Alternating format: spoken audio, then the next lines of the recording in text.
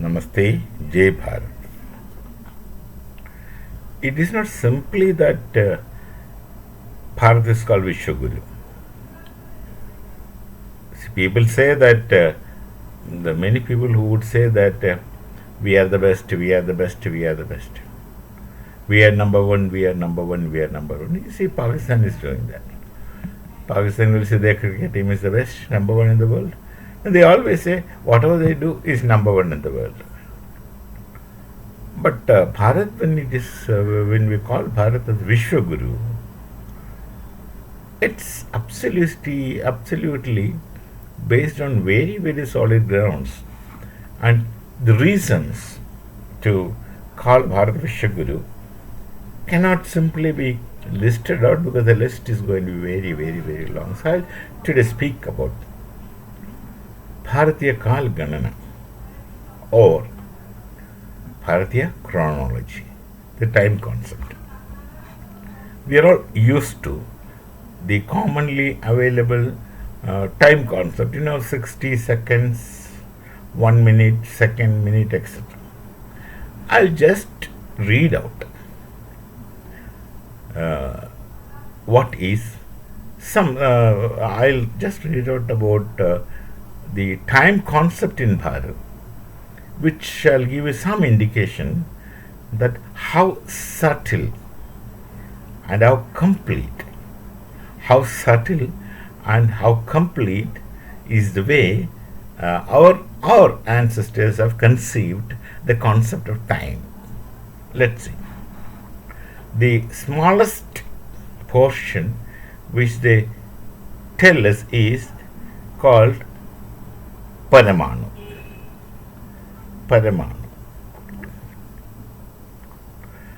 That is 16.8 microseconds.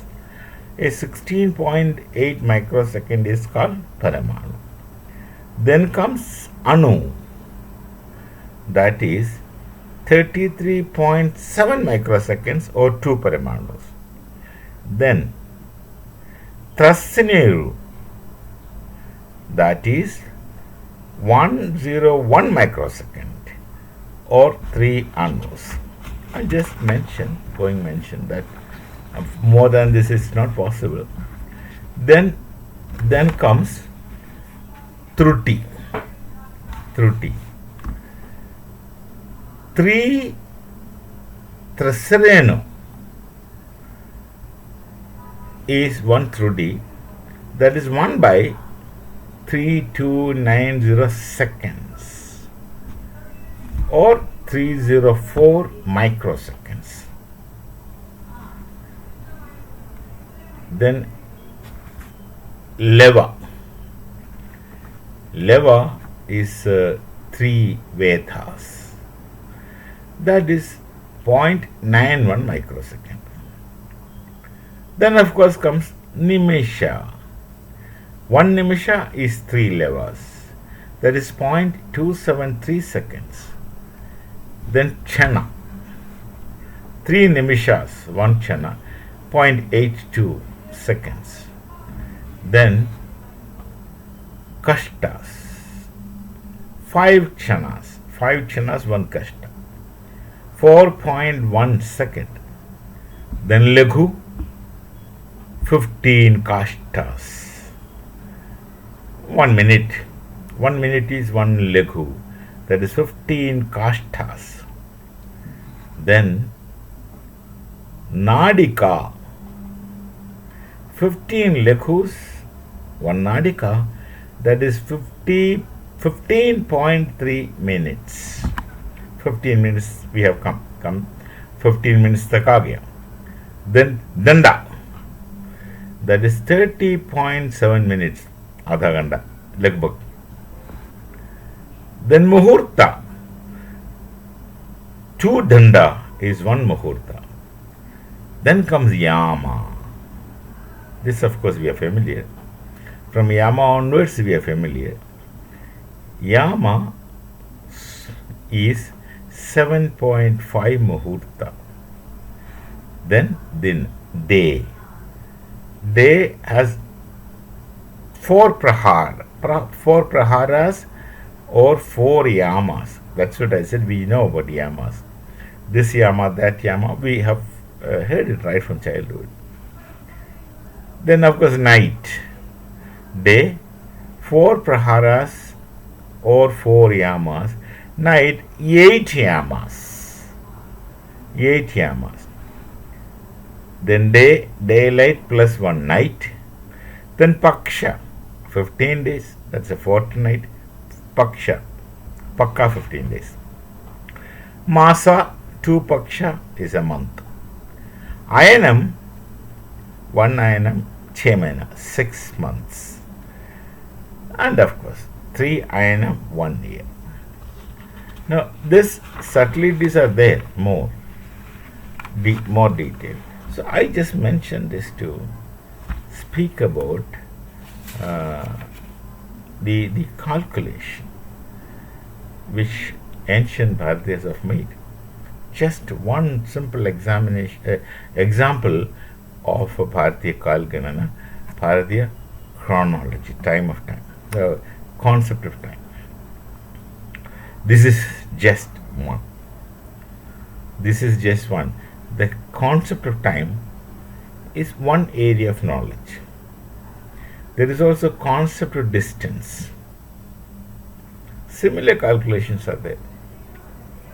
Distance. There is also concept of all areas of knowledge in Bharat.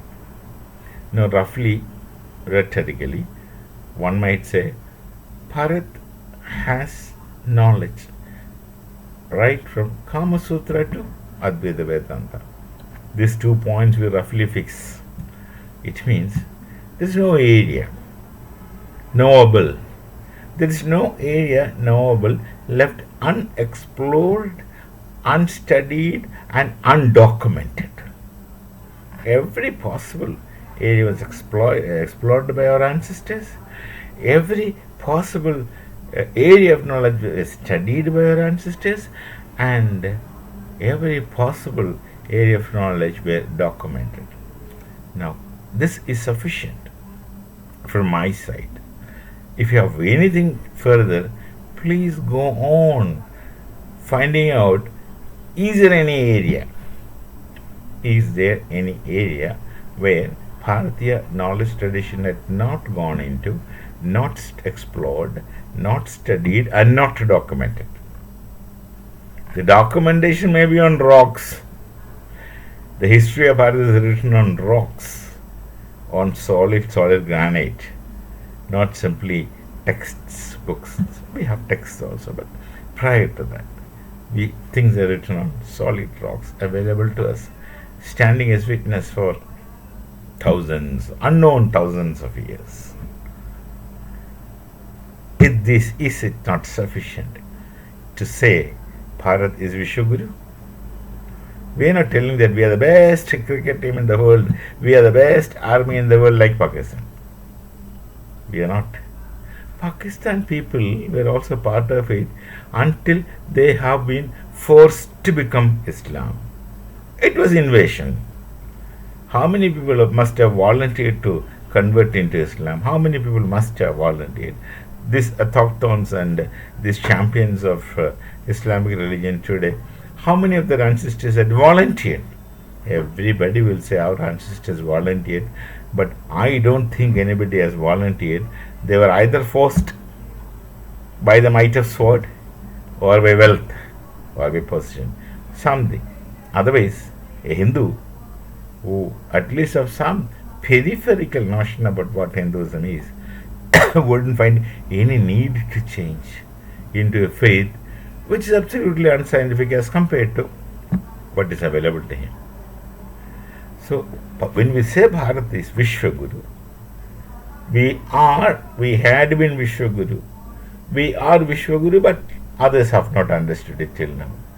We are only trying to make people understand that we are indeed Vishwaguru.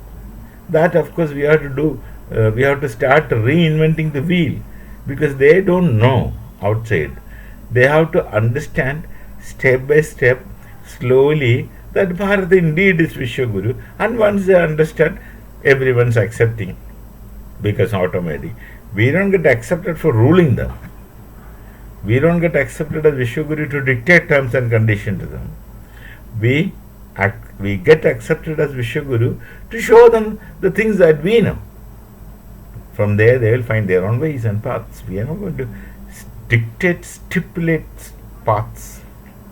No, we're just facilitating all people to find out their own rights and their own wrongs, for which they need wisdom, which is available with Bharat. So, Bharat becomes Vishwaguru. Till we meet again.